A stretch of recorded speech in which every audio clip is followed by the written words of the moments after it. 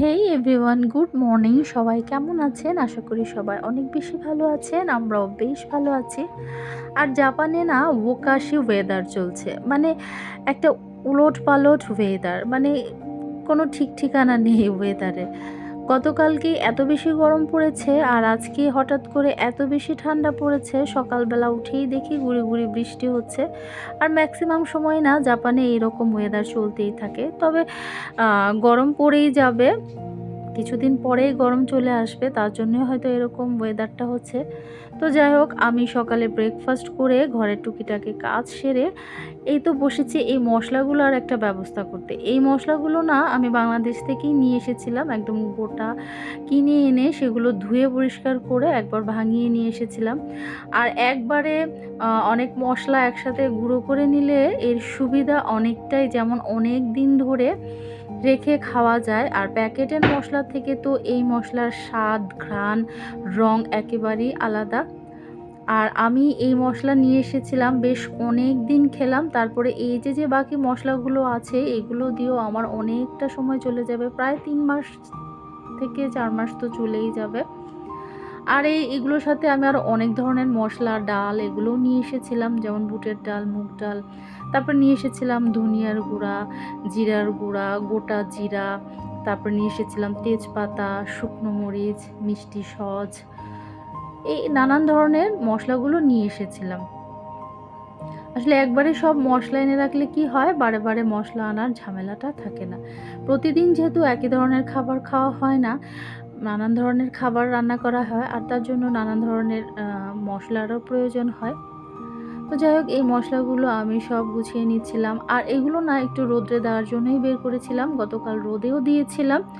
কিন্তু রোদে দেওয়ার পরে দেখি কোথা থেকে যেন কাক এসে এই পলিথিন নিয়ে টানা হিচড়া শুরু করেছে, আর আমি ঘরে নিয়ে আসলাম। আর আজকেও একটু রোদে দিতে চাইছিলাম, কিন্তু ওই তো সকালে উঠে দেখলাম বৃষ্টি শুরু হয়ে গেছে। তো চলুন, দুপুরেও হয়ে গেছে, দুপুরের রান্না বাড়াও শুরু করে দিই। আজকে তেমন কোনো কিছুই রান্না করব না, কারণ কালকে রান্না করা মাছ আছে। আর তাই ভাবলাম একটু আলু ভর্তা করে নিই। আজকে আর মাছ খেতে ইচ্ছে করছে না, কিন্তু তারপরেও মাছটা বের করে তোজোর বাবা খাবে, অবশ্যই তোজোর বাবাকে দেব। আর এই তো আমি এখানে আলু ভর্তাটা করে নিচ্ছি। আমি না আলুটা ওভেনেই সিদ্ধ করি সব সময়। আর এই আলু ভর্তা, তারপরে হচ্ছে ডিম ভাজা, গরম গরম ভাত, এটা না আমাদের বাঙালিদের একটা জাতীয় খাবারই বলা যায়। আর এই খাবার পছন্দ করে না এমন মানুষ খুঁজে পাওয়া মুশকিল। আর এই তো আমার আলু ভর্তাটা মাখা হয়ে গেছে, এবারে ডিমটা ভেজে নিই। আর দুটো ডিম একসাথে দিলে না উল্টোতে বেশ ঝামেলা লাগে আমার কাছে, আমি তো পারিই না। তাই মাঝখানে দিয়ে মানে মাঝখান দিয়ে দুভাগ করে তারপরে আমি এটাকে উল্টে দিচ্ছি। আর এই যে গরম গরম ভাত, সাথে আলু সেদ্ধ, আর হচ্ছে ডিম ভাজা। আর এই গরম গরম ভাত দিয়ে আলু ভর্তা দিয়ে মেখে সাথে ডিম দিয়ে যেই মুখে দিয়েছি, একদম আমি তো স্বাদের দুনিয়ায় হারিয়ে গেলাম। আর একবারে খাবার দেখে মানে এত বেশি আর তর সইছিল না যে খাবারের ভিডিওটা নিতেই ভুলে গেছি। আহা, কি যে স্বাদ!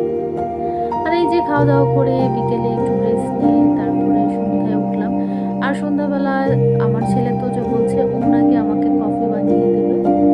তো ভাবলাম ঠিক আছে, বানাক। তো ও বলল যে ও কফি কফি খাবে, তাই ওর জন্য একটু বানিয়ে নিচ্ছিল। সে আমাকে বারবার বলছিল ও একা একাই করবে, তো ভাবলাম ঠিক আছে, একা একাই করুক। আর এই তো আমার ছেলে কফি বানিয়ে আমার জন্য নিয়ে এসেছে। আর এই যে সন্ধ্যাবেলায় আমি আমার ছেলে বসে বসে আমরা কফি খেলাম। তো আজকের মতো ভিডিওটা এই পর্যন্তই। সবাই অনেক অনেক বেশি ভালো থাকবেন, সুস্থ থাকবেন, আর সাবধানে থাকবেন। Bye bye.